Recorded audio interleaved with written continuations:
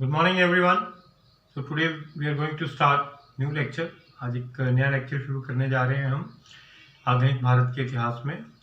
पिछले लेक्चर्स आपने देखे होंगे, समझे होंगे, तो उसी सिलसिले में आज का जो हमारा लेक्चर है वो है British economic policy in India.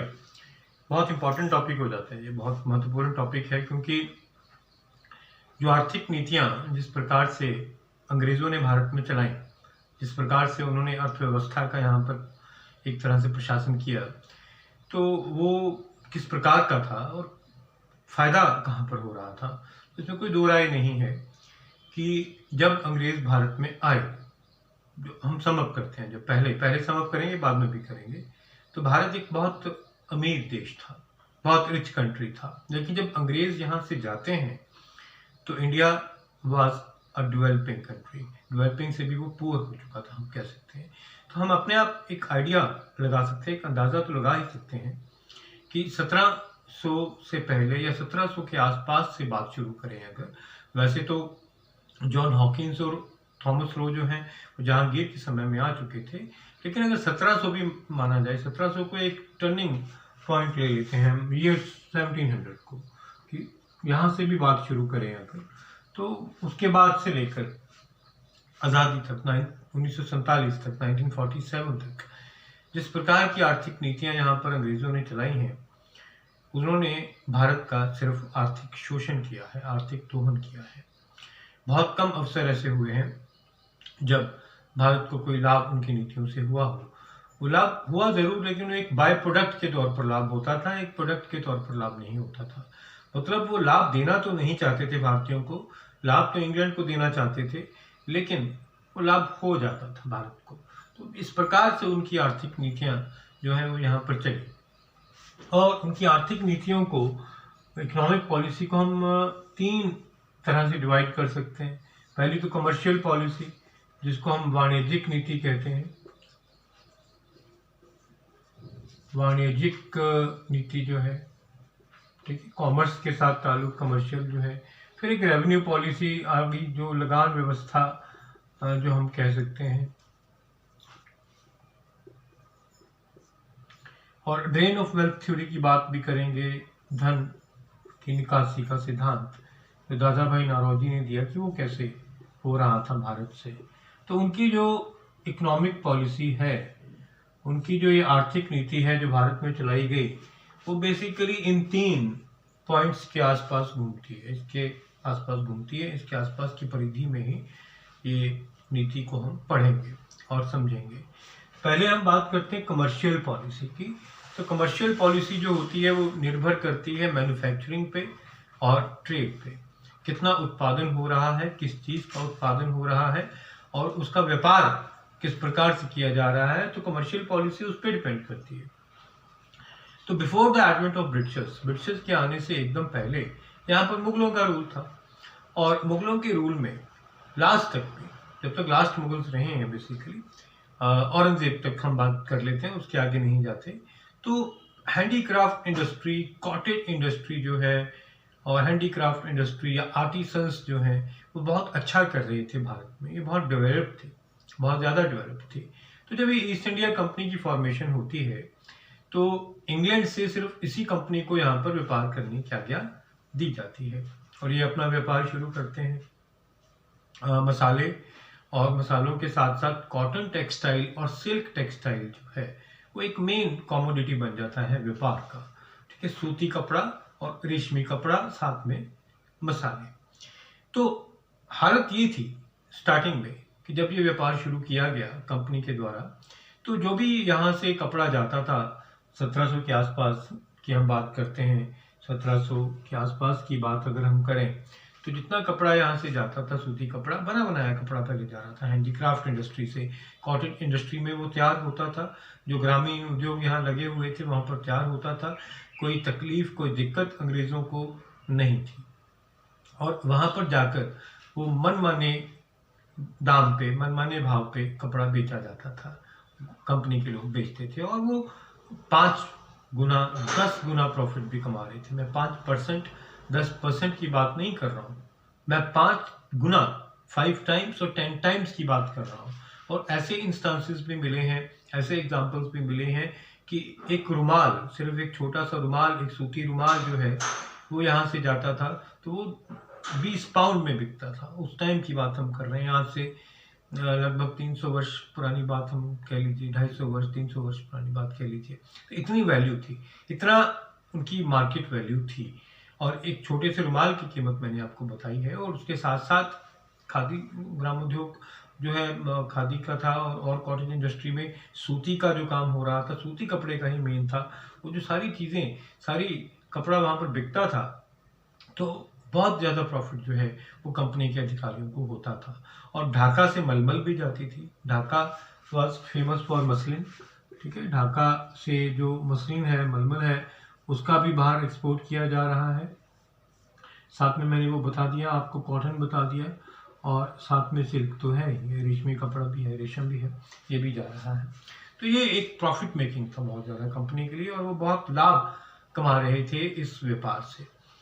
फिर धीरे धीरे क्या होता है, धीरे धीरे इंडस्ट्रियल रेवोल्यूशन आता है, औद्योगिक क्रांति आती है यूरोप में। तो औद्योगिक क्रांति जो है वो इंग्लैंड में भी आती है, और इंग्लैंड में जब ये औद्योगिक क्रांति आती है तो वहाँ उद्योग लगने शुरू होते हैं। और उद्योगों में सबसे ज़्यादा लगते हैं जो वो टेक्सटाइल मिल्स लगती हैं, वो कपड़ा बनाने की मिलें लगती हैं, क्योंकि आविष्कार कुछ इस प्रकार से हुए, कुछ साइंटिफिक डिस्कवरीज, इन्वेंशंस इस लाइन में हुए, इसी मार्ग में हुए कि टेक्सटाइल मिल्स सबसे पहले लगती हैं, ठीक है ना। जैसे कि भाप का आविष्कार हुआ, तो वो स्पिनिंग जेनी जो हम बोलते हैं, स्पिनिंग जेनी, एक एग्जांपल दे रहा हूँ, स्पिनिंग जेनी का आविष्कार होता है जो स्पिन करने में धागे को हेल्प करती थी। तो इसी प्रकार से ये चीज़ें आगे बढ़ती हैं। और हैंडलूम की जगह काठ लूम आ जाते हैं, काठ लूम, बिजली से चलने वाली जो खड़ियाँ हैं वो आ जाती हैं। हैंडलूम की जगह कौन ले लेता है, काठ लूम ले लेता है। तो इंग्लैंड में जो प्रोडक्शन है इस प्रकार से शुरू होती है, और ये बहुत तेजी से हो रही है। जो हाथ से जितना टाइम लगेगा उससे 10 गुना कपड़ा जो है वो आप काठ लूम में तैयार कर सकते थे बेसिकली। लेकिन प्रॉब्लम एक थी, समस्या एक थी। समस्या ये थी कि वो सारा का सारा व्यापार जो है वो कंपनी के हाथों में है, जो भारत से हो रहा है। और दूसरी समस्या ये है कि वहाँ पे टेक्सटाइल मिल्स तो लग गई हैं, लेकिन उनके पास रॉ मटेरियल नहीं है, लेबर नहीं है, लेबर की कमी, कच्चे माल की कमी, पैसे की कमी नहीं थी, कैपिटल था। कैपिटल धीरे धीरे आता गया, वहाँ के कैपिटलिस्ट ने वो लगाया।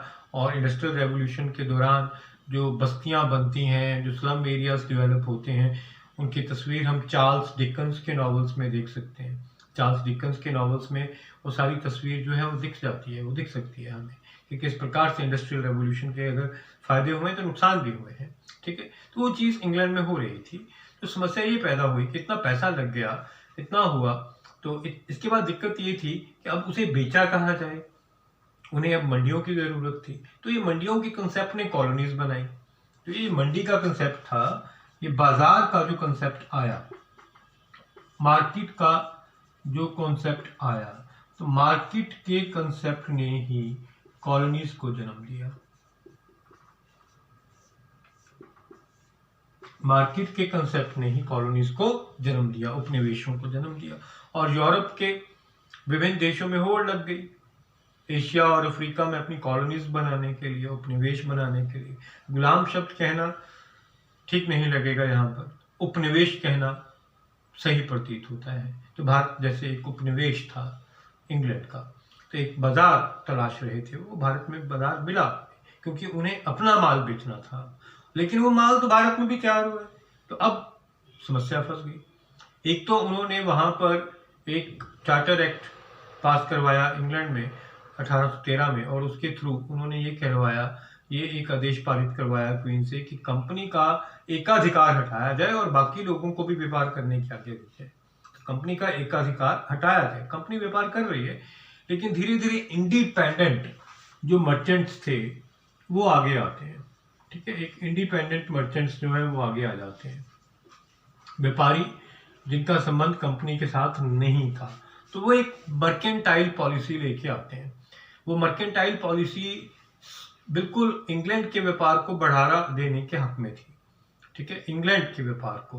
एक्सपोर्ट जो इंडिया से हो रहा था उसे नील करने के चक्कर में थी और इंपोर्ट बढ़ाने के चक्कर में थी कि अब कैसे कपड़ा जो वहां पर तैयार हो रहा है, जो लंकाशायर के मैनचेस्टर शहर में तैयार हो रहा है, इंग्लैंड में मैनचेस्टर की मिलों में तैयार हो रहा है, उसे भारत में कैसे बेचा जाए। ये कंपटीशन जो है अब ये उनको नजर आ रहा था। तो वो कैसे हो सकता था? फ्री ट्रेड से तो नहीं हो सकता, टू वे फ्री ट्रेड से तो ये पॉसिबल नहीं था। दोनों जगह ये फ्री ट्रेड किया जाए तो ये पॉसिबिलिटी जो है वो तो नहीं थी कि इंग्लैंड के व्यापार को बढ़ावा मिलता, क्योंकि भारत की मोनोपोली थी वहां पर, ये सूती कपड़ा और सिल्क कपड़ा और मलमल यूरोप के बाकी देशों में भी। तो कुछ इस प्रकार से ये नीति बनाई जाती है कि भारत से जो माल आएगा, हैंडीक्राफ्ट इंडस्ट्री, उसको आप डायरेक्टली तो बंद नहीं कर सकते, वो एक गलत मैसेज जाता।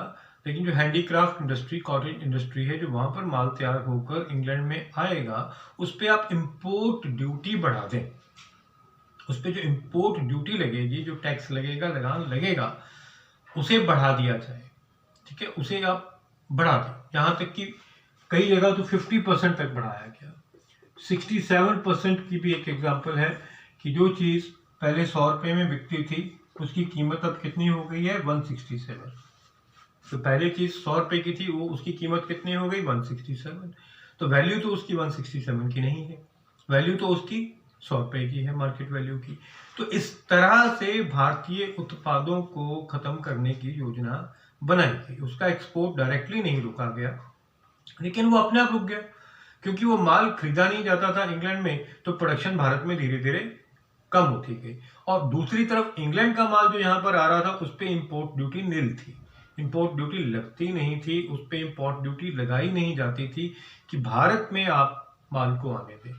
जो मैनचेस्टर की मिलों में माल बन रहा है, वहां पे जो कपड़ा बन रहा है वो यहाँ पे आए, वो पॉलिएस्टर और सिंथेटिक कपड़ा जो ज्यादा था वो सस्ता पड़ने लग पड़ा, और वो यहाँ पर बहुतायत में बिल्कुल आने लग पड़ा, बहुत ज्यादा जो है वो आने लग पड़ा। It was coming like anything to India, और इंडियंस वो यूज करने लग गए। तो दो बातें हुई, एक तो हैंडीक्राफ्ट और कॉटेज इंडस्ट्री में जो यहाँ पर बन रहा है कपड़ा, अब उसे हम आप फ्रीली नहीं बेच सकते, वहां पर इंपोर्ट ड्यूटी बढ़ा दी गई है, तो उसकी प्रोडक्शन धीरे धीरे अपने आप रुक जाती है। भारत में भी ये है कि उसका एक्सपोर्ट कम हो गया, और दूसरा भारत में भी उसकी बिक्री कम हो गई, क्योंकि उसके बदले में, उसके एवज में आपको बाहर से आया हुआ कपड़ा मिल रहा है, आपको इंग्लैंड में तैयार कपड़ा मिल रहा है, you are getting that cloth और विच इज चीपर, क्योंकि उस पर इंपोर्ट ड्यूटी जो है वो बिल्कुल भी लगाई नहीं गई। तो इस पॉलिसी से, इस कमर्शियल पॉलिसी से जो भारत की ये इंडस्ट्री थी, कॉटेज इंडस्ट्री और हैंडीक्राफ्ट इंडस्ट्री थी, वो धीरे धीरे बिल्कुल नष्ट होती गई। इस तरह से ये पहली बात जो होती है, पहला जो हमने पॉइंट किया है, कमर्शियल पॉलिसी, वो बिल्कुल इंग्लैंड को सूट करने के लिए बनाई गई थी। दूसरा आ जाता है रेवेन्यू पॉलिसी, जो है लगान व्यवस्था जो है वो एक बर्डन थी पीजेंट्स के ऊपर। 3 प्रकार की लगान व्यवस्था बनाई बेसिकली इन्होंने। एक रैयतवाड़ी है, किसानों के साथ डायरेक्ट संबंध है। महलवाड़ी है, जिसमें एक गांव लगान देता था। और परमानेंट सेटलमेंट कॉर्नवालिस ने बनाया ना, स्थायी बंदोबस्त प्रणाली बनाई। तो ये तीनों बनाई हैं उन्होंने, लेकिन तीनों का बर्डन किसानों पे ज्यादा था। वो तीनों ही यहाँ पे हक में नहीं थी किसानों की। पॉलिसी चाहे कोई भी हो, मकसद अंत में यही निकल के आता था कि जितना अधिक आप किसानों को, आप उनकी खून पसीने की कमाई को चूस सकें, ले सकें, आप ले लें। उस वजह से खेती बाड़ी भी यहाँ पर बहुत ज्यादा नष्ट होती है। और ड्रेन ऑफ वेल्थ का संबंध जो है वो इनडायरेक्टली इन दोनों पॉइंट्स के साथ है, और डायरेक्टली भी है कि यहाँ से भारत का जो धन है वो इंग्लैंड में जा रहा था, डायरेक्टली या इनडायरेक्टली। दादा भाई नौरोजी ने इसका जिक्र किया है, ड्रेन ऑफ वेल्थ थ्योरी की बात की है, धन के निकासी की बात की है दादा भाई नौरोजी ने, जो अर्ली कांग्रेस के, इंडियन नेशनल कांग्रेस के एक बुजुर्ग नेता रहे। और आरसी दत्त ने an economic history of India, I repeat, R C Dutt एक इकोनॉमिक हिस्टोरियन हुए हैं, तो आरसी दत्त ने भी जिक्र किया है इकोनॉमिक हिस्ट्री ऑफ इंडिया में कि किस प्रकार से भारत में ब्रिटिश आर्थिक नीतियां इस तरह से बनाई जाती थी कि भारत का धन बाहर जाए। ठीक है, जो यहाँ के कंपनी के अधिकारी थे, उनकी पेंशन लगती थी, उनकी जो सैलरीज होती थी वो देनी है कंपनी को, लेकिन वो सारा का सारा भारत से जनरेट होता था, जो रेवेन्यू आता था उसी से वो चीज़ दी जाती थी, और वो इंग्लैंड चले जाते थे, उसके बाद भी भारत से उनकी पेंशन वहाँ पर भेजी जाती थी। तो ये भारत की मनी का यूज़ हो रहा था। और जितना रेवेन्यू बंगाल में आया, बंगाल में सबसे पहले आज्ञा मिली इन्हें रेवेन्यू लेने की, लगान लेने की, हम बात कर चुके हैं ये। तो रेवेन्यू जनरेट किया बंगाल से, बंगाल में स्टार्ट हुए, दीवानी राइट्स मिले। तो कंपनी के कुछ अधिकारियों ने उस रेवेन्यू का इस्तेमाल किया वस्तुओं को खरीदने में। जब ये वहाँ पर इंडस्ट्रियल रेवोल्यूशन अभी इतनी डेवलप नहीं हुई इंग्लैंड में, तो यहाँ से वो कपड़ा खरीदते थे और बाहर बेचते थे, उसे 6 गुना 8 गुना प्रॉफिट में बेचते थे। तो रेवेन्यू भी लिया और उस रेवेन्यू से व्यापार भी किया, और सारा का सारा प्रॉफिट कंपनी के अधिकारियों की जेब में भी गया। एक इस तरह से धन की निकासी हो रही थी। और जितने भी सैनिकों के खर्चे हैं ब्रिटिश सैनिकों के, वो भी भारत की ज़मीन से ही दिए जा रहे थे। तो इस संदर्भ में एक बहुत बढ़िया बात जॉन सुलिवन कहते हैं। सुलिवन जो है उसकी स्टेटमेंट एक बहुत बढ़िया है कि मद्रास बोर्ड ऑफ ट्रेड के हेड थे। मद्रास में जो बोर्ड ऑफ ट्रेड बनाया गया था व्यापार को देखने के लिए, उसके हेड थे जॉन सुलिवन। तो उन्होंने कहा एक स्पंज की तरह लिया भारत को, कि भारत एक स्पंज की तरह है यहाँ से, कि जितना जैसे मान लीजिए कि गंगा नदी के पानी को हमने स्पंज में ऐसे किया और थेम्स नदी पे जाके निचोड़ दिया, तो भारत हमारे लिए वैसा ही है कि जितना हम निचोड़ सकते हैं इसको, इंग्लैंड में निचोड़ा जाता है वहाँ पर जाकर। तो इस प्रकार से हम देखते हैं एक संक्षेप में कि ये जो आर्थिक नीतियाँ अंग्रेज़ों ने भारत में बनाई थी, इसी का ये नतीजा निकला कि जो जीडीपी होती थी 1750 के आसपास, भारत का व्यापार में हिस्सा जो था वो 23% था। वर्ल्ड ट्रेड में हिस्सा जो था वो 23% था, 23%।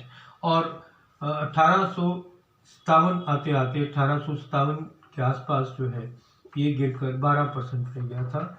और आज़ादी के समय जो है वो 3% था, 3% था। तो आप सर्कल देखिए कि 23% से 12%, 12% से 3%। तो इस प्रकार से भारत का आर्थिक दोहन, आर्थिक शोषण किया गया इस अर्थव्यवस्था वाली नीतियों जो ब्रिटिश ने भारत में चलाई थी। उम्मीद करता हूँ कि आप इस टॉपिक को अच्छे से समझ पाए होंगे। तो सब्सक्राइब करें channel history by Rakesh Baba. Thank you very much.